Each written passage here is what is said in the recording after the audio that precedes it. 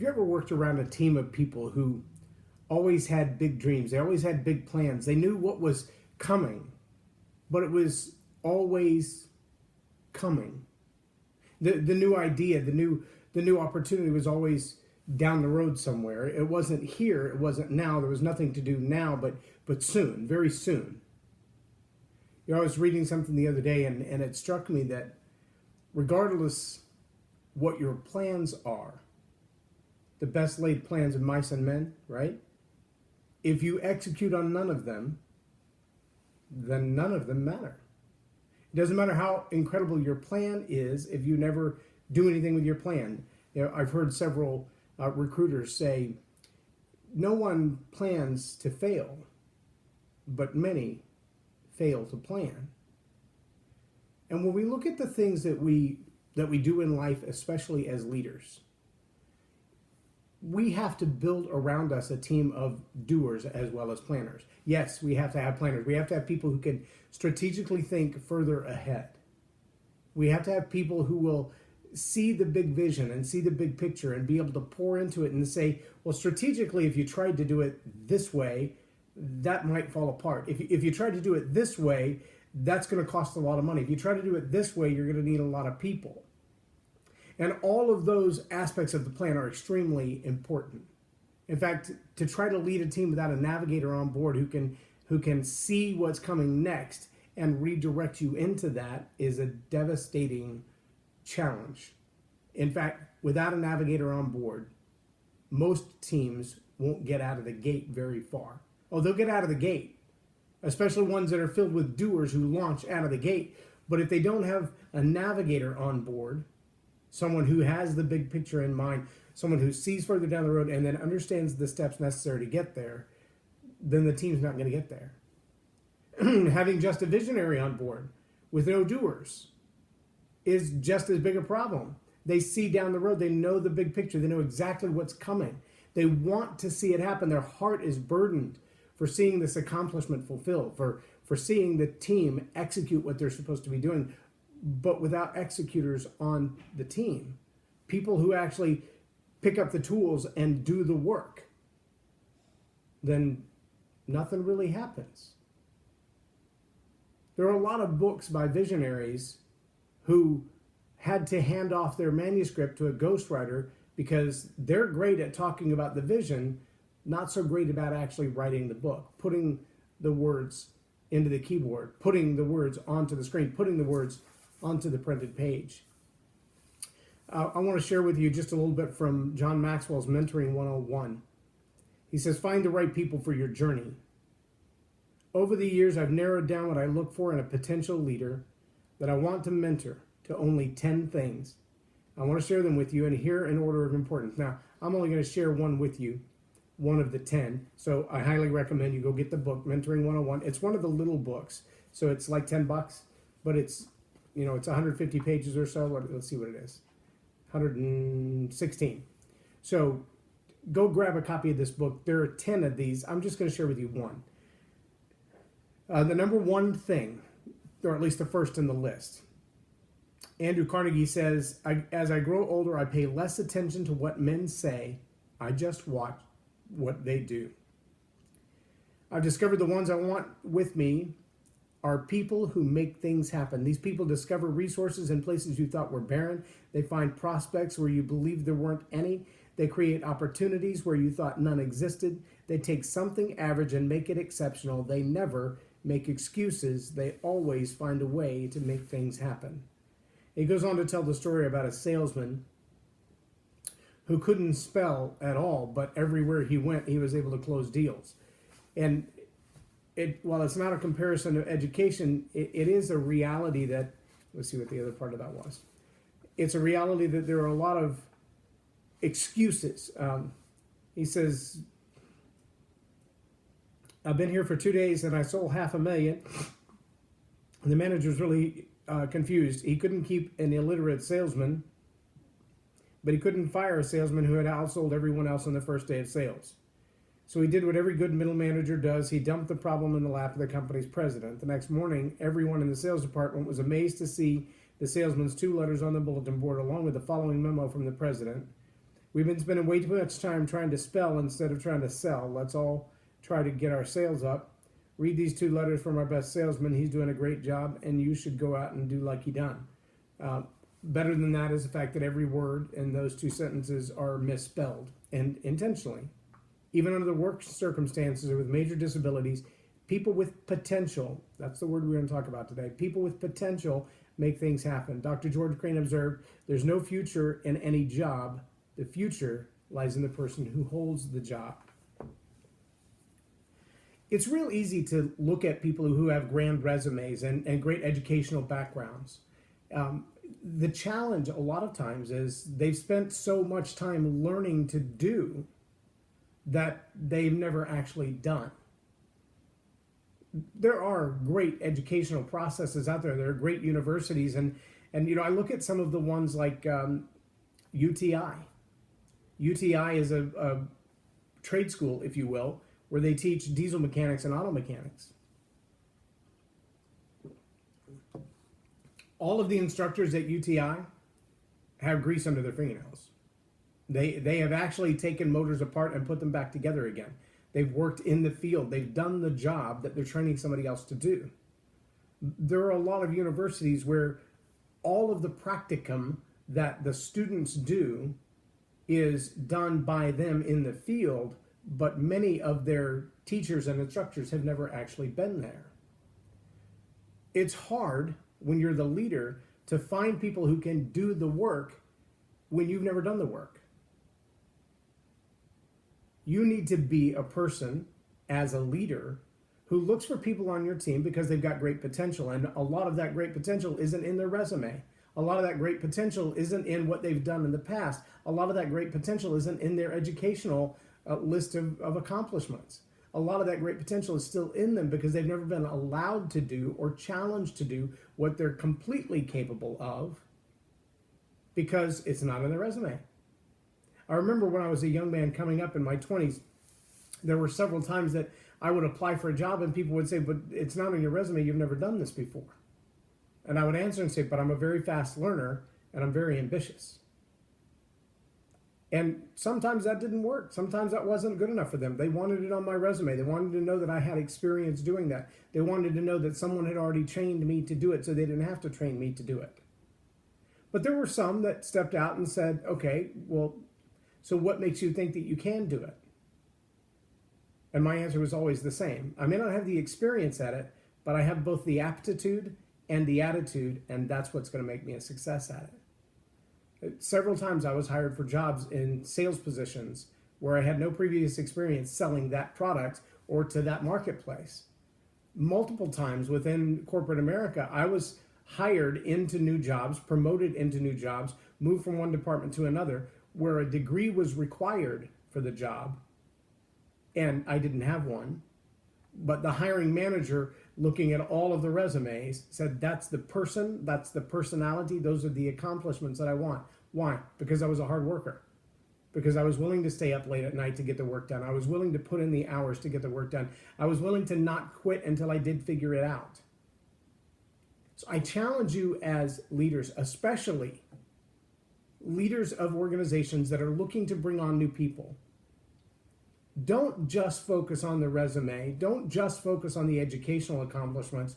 Look for the person who has in their heart, who has in their mind, who has in their hands the grit to do the work, the grit to bring the potential. They may not spell everything right. They may not show up looking the most dapper. But if they're willing to do the hard work, if they're willing to plow through it until it's done, if they're willing to stay at it, to put their hands to the plow and not let go until the work is finished, you've got a gold mine right there. You can train them to do things that many people will never do. A hard worker, a person with a strong work ethic, a person who will show up on time, who will call you if they're running a little bit late, who will let you know if they've had a crisis, but they're going to show up and they're going to do the work and they're going to stay late if they need to because they're dedicated to getting the work done. They will last you longer and do better work for you than the person who comes in demanding a title when they walk in the door, the person who wants the label, the person who wants to be important, the person who wants to be at the front of the room, the person who wants to handle the PowerPoint every single time. Team players with potential to get the work done are the most valuable team players that you can get your hands on. And team players who actually look at the value of the overall team and the complete accomplishment, not their own resume, not being able to look back and go, well, look what I've done, and I've done this, and I've done this, and I've done this, or I've played a part in this team, but to say the work has been done and I did the work is of higher value to them. You're going to find those team players are going to be the ones you're going to have a hard time keeping. Not because they won't stay around, but because everybody else will want them. There are some team players who will come into your team for a season, and the short amount of time that they're there, their momentum, their potential will move you so far forward that it will be unbelievable. There are others who will come in and they're more like leeches. They want to cling on. They want to hold on, but they're more wind dragged than they are anything else. They're not contributing to the momentum of your organization. They're just holding on for a job. You've got to be able to recognize the difference. As a leader, you've got to be able to recognize that difference while you're seeking them out. Are these people who talk about doing great work? Are these people who are doing great work? Do they have a great plan in place and they're executing on that plan? Do they have no plan, they're just executing? Or do they have a great plan and they're not executing? I find most people fall into one of those three categories. They have a plan and they're working it. They don't have a plan, they're just plowing ahead, and they're kind of like, mice in a maze. They're still moving. They might even be making some progress, but they have no idea where they're going. Or they may be the third category, and that is they have a great plan, but they're doing nothing except showing off their plan. Now, there's a season for that. There's a season for building your plan and showing it to as many people as you can to see who's on board financially and who's on board with getting their hands dirty and who's on board to support you in prayer and connections and things of that nature. But there's also a season to take that plan and push it out into movement. You can build a beautiful warship. Fascinating YouTube series of videos if you want to watch sometimes. Just launch fails. We talk about that in the world of entrepreneurs. We talk about that in the world of leaders. A failure to launch. Same issue happens in some relationships. But a failure to launch in the ship world. I saw one just yesterday. They had the big ship ready. The crew was on it. They were doing their work. It rolled off the dollies out into the water. And they didn't take time to fill the bottom part of the boat with the water necessary to balance it. And it rolled out and literally in 10 or 12 feet of water just fell over on its side. When you're not prepared to launch, that happens. But there are also those ships that they build them and they look gorgeous in the dock, and they never get out of the dock. They never actually go out to sea. They never do anything they were intended to do. They look pretty. They may be filled with people and technology and opportunity and potential, but they do nothing. Are you the kind of leader who's going to build a ship and let it sit in the dock? Are you the kind of leader that's going to build a ship and put people in it who, when it casts out to sea, can manage that ship? Navigators who will get you from point A to point B. Crewmen who can keep the engines running. Crewmen who can feed the crew that are keeping the engines running. You've got to have a team who does all of that, and they've got to be under good leadership. They've got to know that they set sail, so to speak, with a plan that's going to win, with a plan that has potential to do something significant in this world. That they're not just a part of a bunch of people hanging out together hoping that everything goes well. I lived through the dot-com boom. I can't tell you how many companies, they called themselves a dot-com company, and they would sit around with their laptops and their flip-flops in the coffee shop for hours at a time, and that was their launch. That was their business. That's what they did. And many of them made no money ever. Now, I did work with a young man at jobs.com. He was 17 or 18 when he and his buddies started his dot-com company. By his 19th birthday, he was off to A&M, going to college. He and his buddies were still working on this plan. They had a great idea, and that was to create, remember, this is the dot-com boom. So this was several years ago. It was before anybody knew what apps were on their phone, because our phones didn't do that yet. But he created basically an elaborate version of Google Maps, where you could go in and say, I need childcare for for a child this old, and I need to know that they have reviews and that they have their licenses, et cetera, et cetera.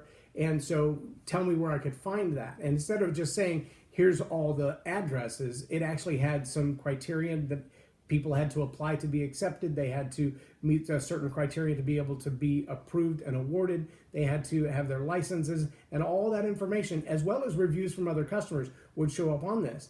And so they built this app, and again, it wasn't called an app then, it was just called a software piece. This program became so elaborate that they ended up flying to New York. Now, the oldest guy in the group was 24, if I remember right. The youngest guy in the group, Jonathan, was 17 or 18 years old when they started. He was 19 or 20 when they flew to New York City, and the program was bought by Gerber. And so here are these three kids that, and when I say kids, I mean they hadn't even gone to college yet. Two of them were in college. One of them had already dropped out before he finished his degree program. Jonathan dropped out, and he's like, it doesn't make much sense to me. I've got $2.5 million in the bank. It doesn't make any sense for me to continue to go to college when I'm learning to make money now. I'm doing things that are making money now. I've done what many of the professors are teaching me, and I thought, well, that's a little bit young and naive, but it's hard to argue with a guy with $2.5 million in the bank and tell him, just because you made your first million before you were 20 doesn't mean you'll always be a millionaire. But he was a bright kid. And he had surrounded himself with people who not only held ideas, they not only had the idea to do something, they not only had the navigation to, when they had the program finished, take it all the way to the top and make it available to sell.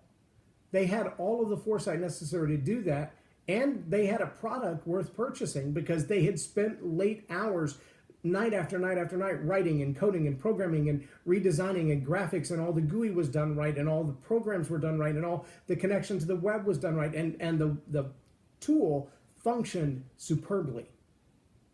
Potential. They weren't looking for the right degree program. Nobody asked them, do you have a master's degree in IT? No one asked them what kind of database programs they'd been trained in. Nobody asked them for any of that content or that background. What they wanted to know was that the content was solid and the program functioned well. And it did. When you build a team of people with a visionary, with a navigator, with executors who can work well together, you can build a team that can change the world. But you've got to know what your role is in that team as well. Are you the visionary? Are you the navigator? Are you the executioner? Are you the one who gets the work done? Are you the one who's killing it? Or are you the one who's watching it? And when you realize what your role is, where your potential lies, then you need to begin to surround yourself with the other teammates. You need to figure out how to pull people around you who are really good at getting things done, really good at navigating the waters, really good at making relational connections, really good at writing the vision. And when you begin to pull that team around you, you're going to see some significant work done. I've worked with many different organizations of different sizes, from corporate America all the way down to entrepreneurs of 2 and 3. I work in 2 different nonprofits right now, one strictly as a volunteer and one as an employee. And the way things work, everybody dividing up their assignments, everybody getting the tasks done, is very important because they're both very small scale as far as number of employees in the work that they do. But both are making a global impact. Both are doing work literally around the world. One of those organizations, there's only 5 of us total, 3 full-time and a couple of part-time, and a couple of interns. That's it. There's less than 10 in the entire team. But we're making impact in what we do on 4 different continents. By the end of this year, we will be having made even more impact in 4 different continents. And it's not slowing down. It's continuing to grow. The other one is a company or an organization that's only been around for 2 or 3 years now, and we're making our 2nd trip to another continent next week. Again, a team of 4. That's it. But we're very strategic in what we do. We have those who take action. We have those who write and plan. We have those who make connections. We have forerunners who go ahead of us to do all of those things.